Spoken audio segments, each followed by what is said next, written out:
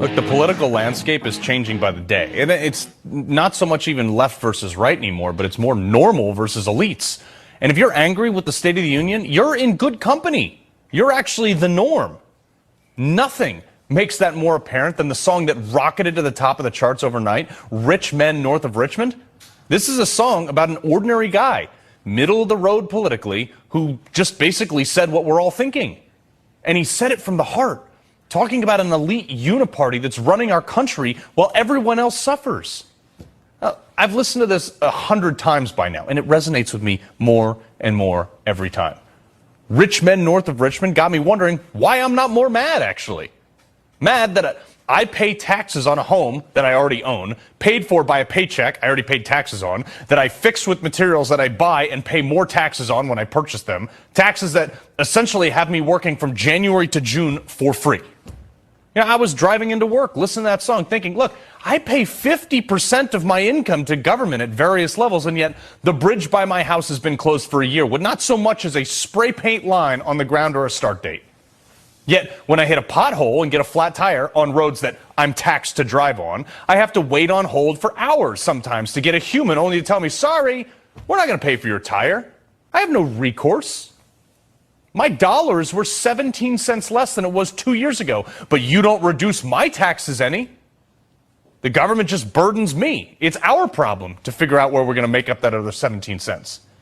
And the people who are supposed to be civil servants, who work for the taxpayers, they're rarely civil, nor do I think they provide adequate service. Sorry, not sorry. They shut off your mics at town hall meetings and hang up on us when we yell at them for making a mistake. If I treated government the way they treated me, I'd be up to my eyeballs in fines and penalties. So yeah, that song resonates with me. The Pentagon loses $200 billion. No problem. We give pallets of cash to countries that hate us, millions on border walls half a world away, but can't be bothered to help Texas.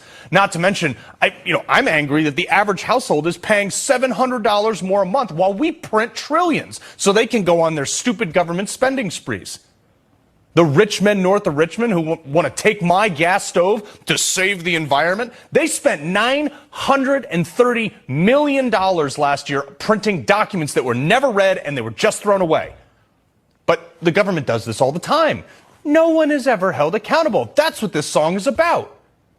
It's about them lighting millions of dollars on fire to do things like study shrimp running on treadmills, yet can only muster $700 per person for the residents of Hawaii, who, by the way, just had their homes burned to the ground by a wildfire that was likely sparked by a downed wire from a company that spent most of its time trying to transition to green energy rather than operating a safe power grid. You mad yet? I am.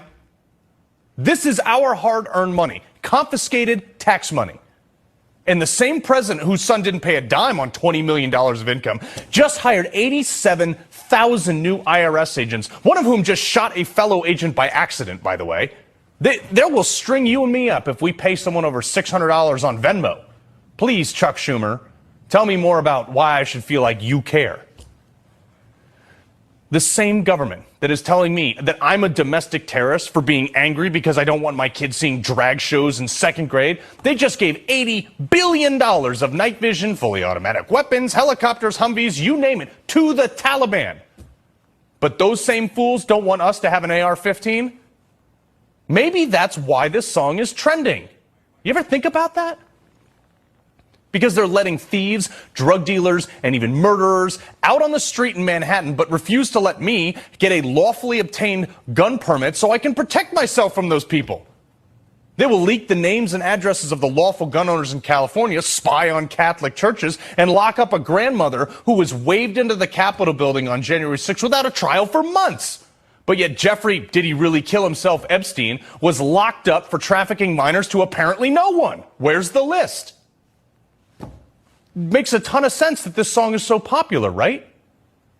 Maybe the people brushing off Oliver Anthony as some sort of redneck in the woods should actually listen to the song instead of criticizing it.